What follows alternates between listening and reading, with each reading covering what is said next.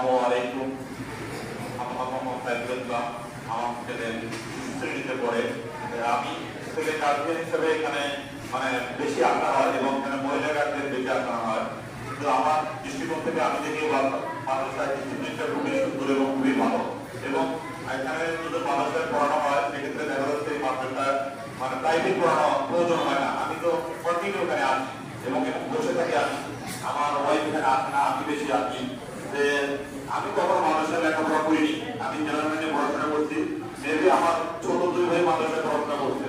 যে আমি এখানে আসার পর থেকে দেখি মাদ্রাসার শিক্ষক এবং এরা সবাই ডিসিপ্লিন ভাবে বাচ্চাদেরকে একদম হাতে মানে কাছে থেকে পড়ানো হয়। আমি তো লক্ষ্য করি তো ম্যাক্সিমাম সময় ভিতরেই থাকে, আমি বলছি বাইরে এবং ভিতরে বেশি থাকে। আমি খেয়াল করি মাদ্রাসার ডিসিপ্লিনটা খুব ভালো, কিন্তু বিশেষ করে নিচের পরিবেশটা একটু খারাপ ছিল। আমি এটা বলতে চাইছিলাম, কিন্তু পরে থেকে এটা পরিবেশটা সুন্দর করছে এবং তার অনেক কিছু রাখতে হয়েছে। আমি আবার পরিষ্কার খুব পছন্দ করি এবং সবকিছু মানে বলার চেষ্টা করি মানে যেখানেই, কিন্তু পরে থেকে পরিষ্কার করছে এবং আমার খুব ভালো লাগছে। কারণ নিচে গেলে বাচ্চারা মানে অনিয়া পোষণ করে, পরে থেকে মানে সুন্দর করে মানে ডিসিপ্লিন করছে।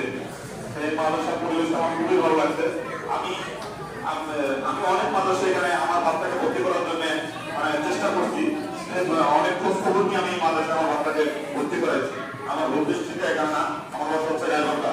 যে আমি একটা ছোট ঘটনা বলি, যে আপনি অনেক কিছু না করেন। আমার বাবা মানে একজন মনে করেন শিক্ষক ছিল, আমার শ্বশুর শিক্ষক, কিন্তু আমার বাবা আমার ছেলের জন্য দোয়া করে যেন আমার শ্বশুরের মতো হয়। কারণ আমার ওই কথা বললে আমার চোখে পানি আসে। আমার বাবা সবসময় দোয়া করে যে আমার বাচ্চা যেন আমার শ্বশুরের মতো মেধাবী হয়। আচ্ছা, আমার বাবা মেধাবী, কিন্তু দোয়া করে যে আমার সন্তানটা যেন আমার শ্বশুরের মতো মেধাবী হয়। আমার এই কথা শুনে অনেক কান্না আছে। যে আমি আপনাকে প্রশ্ন করছিলাম যে আপনি এই কথা কেন বললেন, তো উনি বললো যে এটা তুমি বুঝবা না, তুমি বড় হলে বুঝবা। উনি আমার গুরুজন, যে ওনার মতো যেন ওনার সন্তান অনেক মানে মেধাবী। আমার বাবার ইচ্ছা আমার ছেলে যেন অনেক বড় আলেম হয়। আমিও দোয়া করি আমার ছেলে যেন অনেক আরাম হয়। এবং সবাই আপনারা এখানে ডিসিপ্লিন ভাবে থাকবেন এবং ভালোভাবে পড়াশোনা করবেন।